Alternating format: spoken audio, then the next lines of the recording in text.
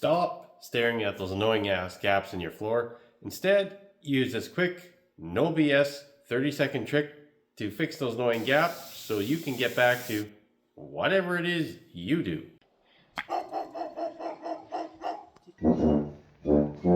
This is exactly what happened to me on a recent kitchen install. I noticed that one of the floorboards on the new laminate vinyl plank flooring had opened up, leaving a huge ass gap. On inspection, it looked like the tongue had some damage, so possibly that's why it opened up. So rather than trying the old kick it back into place and hope it stays, I thought I would fix this before any more damage could be done. And yes, sometimes you can kick it back, but not always. So what to do?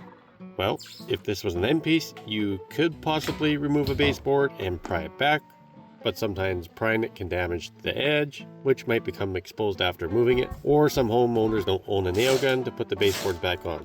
And in my case, I didn't feel like removing the finished toe kick board. So here's the quick fix. Take some masking tape and tape up the section of the plank that needs to move over.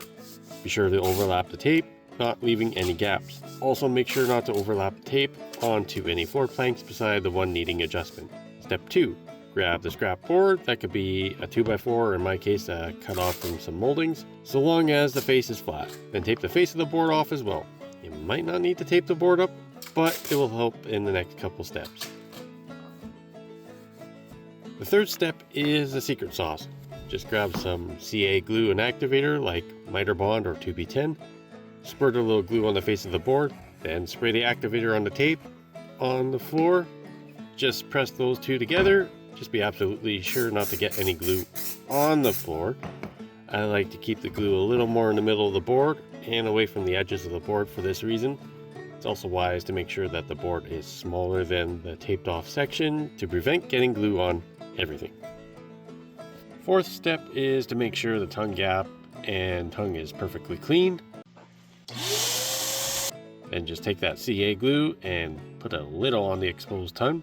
Don't overdo it. You don't want the glue getting everywhere, like the subfloor or especially the finished floor.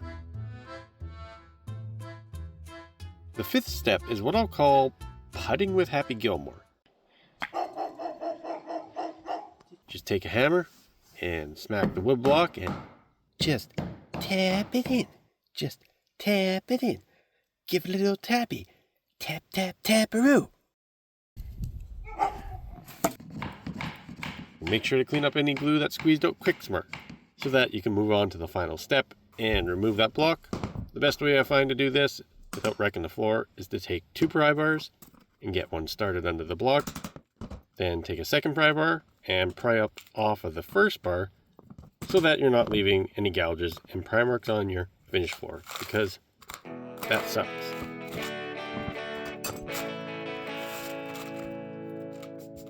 And that looks much better. And it didn't even take that long. You know what else doesn't take very long? Giving this video a thumbs up and subscribing to my channel so you can pick up some other sweet ass tips and get back to whatever it is you do.